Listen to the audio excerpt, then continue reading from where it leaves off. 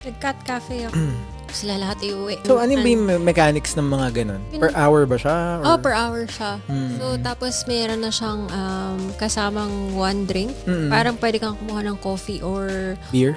Kasabay mo yung pusa? Meron din silang parang feeding time. Tapos pwede mo silang panoorin. Or parang kung magpa-purchase ka nung food, ikaw yung magpapakain dun sa pusa. Bago ka pumasok, meron silang gallery. Tapos may mga pangalan yung mga pusa. Okay. Parang gano'n din pala ang yung maid cafe, no?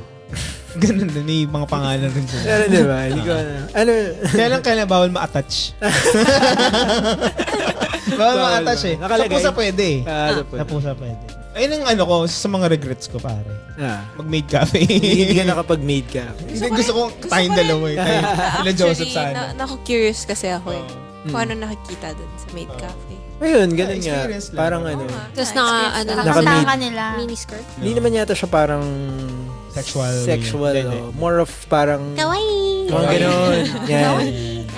Tumpak. Daijobu. Daijobu. Medyo